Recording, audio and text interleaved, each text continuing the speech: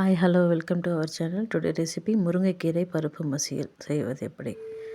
அடுப்பில் ஒரு வானல் வச்சுக்கோங்க. 3 டேபிள் ஸ்பூன் ஆயில் ஊற்றிக்கோங்க.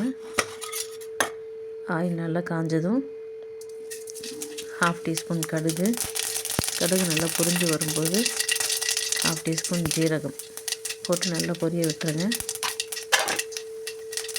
பொரிஞ்சதும் நான் 3 காஞ்ச மிளகாய் எடுத்துருக்கேன், வரமிளகாய், அதை நல்லா கிள்ளி அதையும் போட்டுக்கோங்க. மிளகாய் நல்லா செவக்க வதக்கணும். இப்போ பொடியை நறுக்கி வச்சுருக்க சின்ன வெங்காயம், நான் ஒரு 10 சின்ன வெங்காயம் எடுத்துருக்கேன், அதை நல்லா வதக்கிக்கோங்க.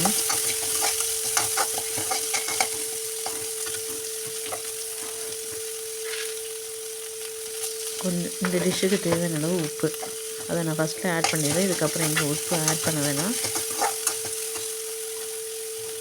நல்லா வெங்காயம் வதங்கி வந்ததும்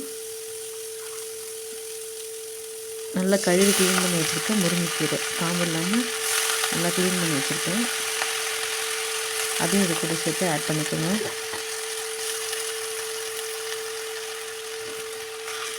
முருங்கைக்கீரை அவ்வளவும் உடம்புக்கு நல்லது. அதில் நம்மளுக்கு நிறையா சத்துக்கள்லாம் இருக்குது. அதனால் கண்டிப்பாக வாரத்துக்கு ஒரு முறையாவது செஞ்சு சாப்பிடுங்க.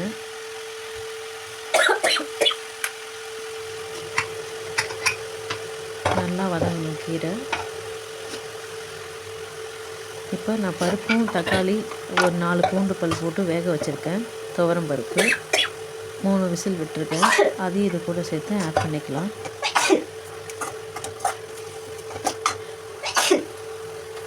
பருப்பு நம்ம ஆஸ் யூஸ்வல் வேக வைக்கிறது தான், அதை மசிக்கணும்னு அவசியம் இல்லை, அப்படியே எடுத்து ஆட் பண்ணிக்கோங்க.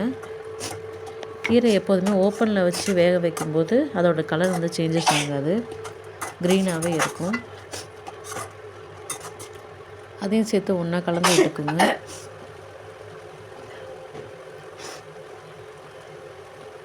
ஆல்ரெடி நம்ம கீரை வதக்குனதுலேயே பாதி வெந்திருக்கும். இப்போ இது கூட சேர்ந்து கொதிக்கும்போது இன்னும் நல்லா வெந்திருக்கும்.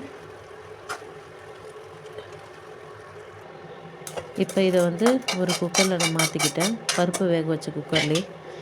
எங்கிட்ட கீரை கடையிற சட்டி கிடையாது, அதனால் அதிலே போட்டுக்கிட்டேன்.